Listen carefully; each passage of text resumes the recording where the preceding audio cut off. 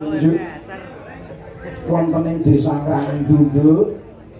Iya mak iya. Kula nuwun ugi makuping panuwun. Iya.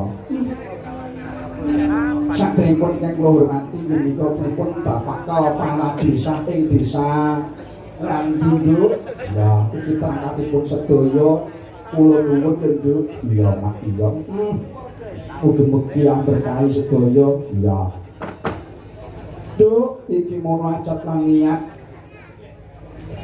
Ipun nggih menika panjenenganipun Bapak Jelmani Ibu Kati sakeluarga sedaya. Dene nyowanake aku lan kowe kabeh sak brayat sak rombongan. Iya ya Pak. Hajat lan yati nggih menika njemukaken ingkang putra ngono. Mbak Evita ugi Mas Davan Nduk. Iya. Tengene gelar kelir ugi sarombongan yo Mak. Iki mono nadar utawa ucap unek-uneke panjenenganipun nggih menika Bapak Misdi Dipondo nalika samono. Sampun almarhum ya Mbak terus almarhum iki menika Duk rikala semanten taksih gesang Bapak Misdi Dipondo. Ya pangunek-uneke ambok bilih iki menika putra saking Bapak Jelmani Nduk menika kala rumiyin ugi kang wayah-wayahipun Bapak Misdi Dipo menika sakit utami gerah. Nandang gerah. Menika dipun tanggapaken nggih menika Petrukipun Marsudi Bawa Laksana. Kula alhamdulillah ingkang wayah sempul dadi batur dibebarengake nggih menika jenenge pinanganten Mbak Evita ugi Mas Davan Nduk. Ngono dadi lan kelep iki dibarengake kelawan pinangantene ingkang rayi iki adine ngomong Mbak Evita ugi Mas Davan. Mula matur panuwun dipun jenengane sedaya nimbali kawula sedaya sak rombongan. Iya. Lan ngene ya Nduk muga-muga upata nadar ujar panjenenganipun Bapak Misdi ugi nggih menika Bu Janem Nduk. Ngono ya Mak. Bu Janem sawarga namung ngantos wonten tembung wali bisa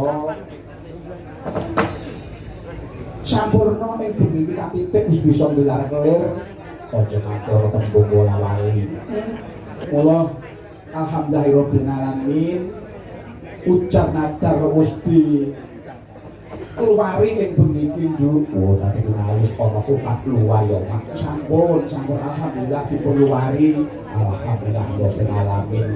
Mugi-mugi saktosipun panggih rahayu jeneng sami kala tansah bagas rasen lariyah, tansah berkah barokah keluarga, rezeki tambah kathah, manfaat maslahah ibu badan akhirah. Allahumma amin. Alhamdulillah. Apa Mak? Dene dongane awake dhewe pamujine awake dhewe kagum tripun menika Bapak Jelmani Ibu Kati Nduk. Iya. Tebih saking sukesake tebih saking panggudha marencana sumingkir siwas kabeh trima lir boyo lir rikala lir sengsara coba lir bencana. Allahumma amin. Dados wae ingkang badatu koyo batu barobun kubur. Dadi penganten Mbak Evita dan Dava sakinah mawaddah lan warahmah. Allahumma amin. Lho apa? Ayo iki mono Nduk. Kripik gendang, kripik telo, sithik edang watung diwaratakake. Iya. Ditanjakake kaya napa Nduk? Iki mono tak kenalake. Ya, ora warang kono kabeh. Niki mengke kula kenalaken asmanipun setunggal Bapak setunggal tandane kenal panjenengan dadah ngeten nggih Mbak nggih. Perkenalan sinden nggih menika setunggal Mbak Hani Kusuma saking Tulungagung. Alhamdulillah rabbil alamin nggih. Jangan dibuat ini kaya gitar Spanyol ya, kaya gitar Spanyol jangan bantu kaya cendol dawet ya.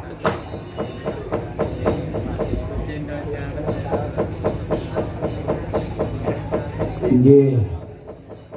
Tesih kuliah nggih Mbak Hani. Alhamdulillah rabbil alamin itu saking Mbak mugi saged terus lulus. Nggih. Kuliahipun wonten pundi Mbak Ani? Wonten Universitas Terbuka Malang. Alhamdulillah wonten Malang nggih. Alhamdulillah mugi-mugi sukses. Amin. Kanggo elok tenan. Nggih terus saklajengipun Waranggono saterusipun Mbak Arimami saking Kota Wonogiri. Alhamdulillah kanggo elok tenan. Iya. Obahe ngarep tok, mrene ora. Nggih Mbak Arimami. Iki tesih kuliah Mbak Arimami. Napa sampun sudah? Sampun wisuda. Alhamdulillah. Nggih, luar biasa nggih. Saking Wonogiri terkenal tiwule. Mendul kaya tiwul. Ini kados tiwul kula ki mendul-mendul. Ning tiwul putih kok. Dalam Tiwul kuwi tiwul putih. nek ngen kula anu apa? Iya. Ireng. Wah. Iya, kalau cari. Lho, eco sing ireng nek tiwul niku lho. Eco sing ireng? Eco sing ireng. Percaya aku. Tenang, nek tiwul sampeyan kok tiwul sampeyan. Tiwul Wonogiri jelas. Sekor tiwul kuwi pokoke nangkleng. Terus dibumbu karo kulipan. Diklepik-klepik jas iki. Bayam. Rempeyek teri, jangane terong. Iya. Tapi matur nuwun terus sak teruse Waranggono Mbak Fitri saking Badekan Ponorogo. Alhamdulillah, jan saya iki. Mongah niku. Sing mongah.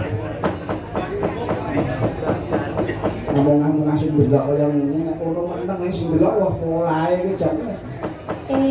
Lah nggih. Niku sing nonton nggih. Nuwun. Sing nonton niku. Nggih ya termasuk kula ngene iki. Niku mongah-mongah apa ngangah-ngangah? Napa, Pak? Lah, niku Tenan kok Nduk Fitri ini ora kenceng ngono wis pokoke bahaya. Nggih, sok dikencengi. Nggih, sok dikendoni. Ngoten. Nek ngene terus kenceng terus. Iya. Nggih, alhamdulillah Mbak Fitri saking Badekan. Saterusipun profesi Mbak Fitri kesupen kula profesi. Nggih, kula nek enjing menika dados guru. Oh, alhamdulillah guru. Nggih, guru. Mulai siang dugi sonten dugi dalu ngeten iki. Nah, niku dados biduan. Nggih, lek enjing nika ingkang kula rumat menika TK. Oh. Taman kanak-kanak. Nah, lek nek dalu ngeten iki nggih sami TK-ne. Oh, nggih. Ning nggih benten jurusane. Pokoke intine Mbak Fitri iki pengajar to. Nggih, alhamdulillah. Lah kae si guyu kae yo murite kae. Kae ora pengajar ning kurang ajar. Sing kae taman kaplak-kaplak. Nggih. Nggih matur nuwun Mbak Fitri.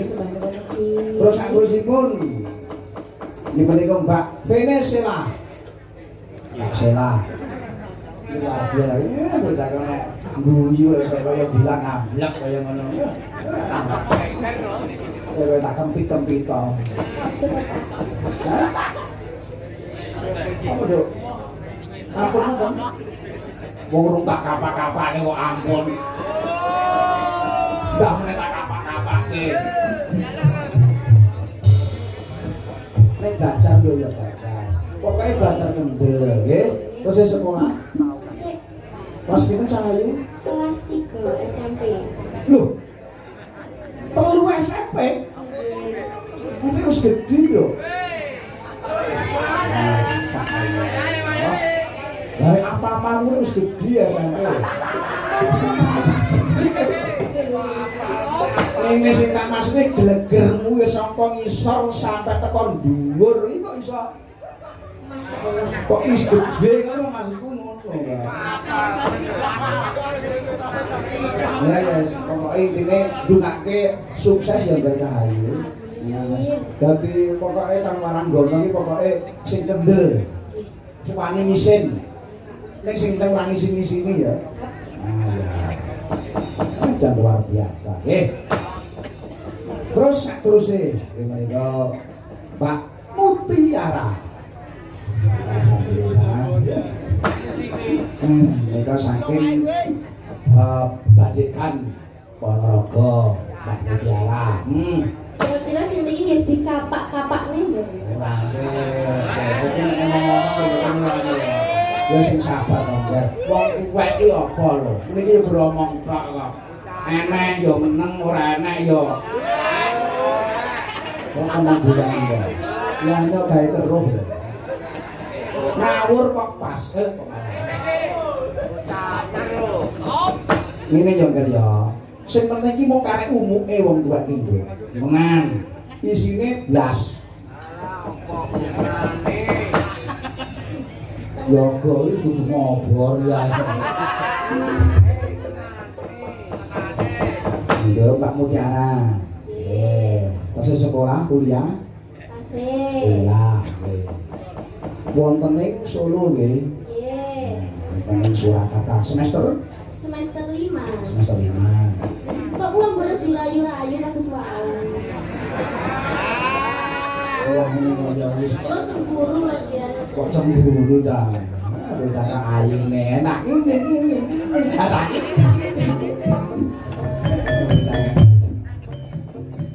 Asal kok antuk dikono bingung. Ya jamono wong kaping mangke. Sing penting ki bapake utuh lho.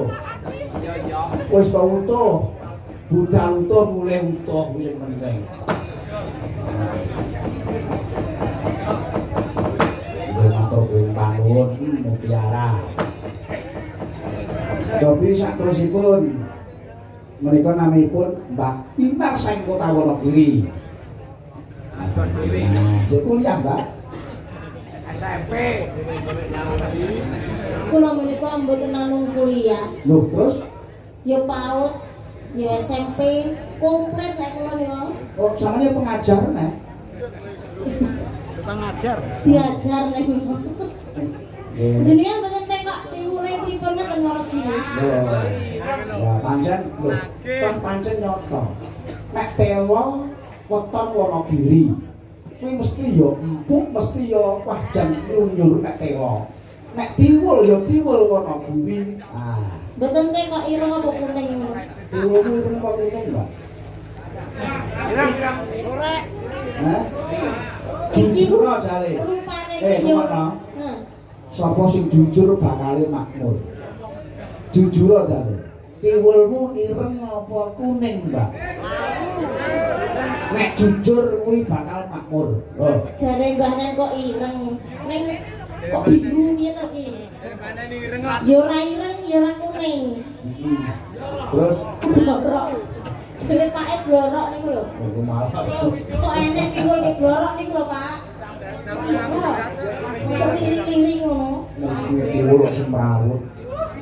Ya rodok tepung. Nah, alhamdulillah sing enake ngene. Matur panuwun. Matur suwun. Jos pokoke jos. Malerek. Larek. Menika wis tak kenale Kanjeng Mami. Jare rasah ngoten kok. Ketoke ora kelegan atine iki wau. Rasah. Ora apa-apa. Kalau Kuwi nyuwun. Kanjeng Mami iki kuwi. Enak ya kuwi ora enak ya. Golek. Ya kok iki ngopo ya. Ben awet Wes batur. apa-apa. kaya ngono sing kena diklotik. Nggih. Duk, apa yo iki sak teruse. Dijulake bintang tamu. Bintang tamu. Pelawak Nduk. Iki undang Anjayeng Bawana. Lah yo. Sapa?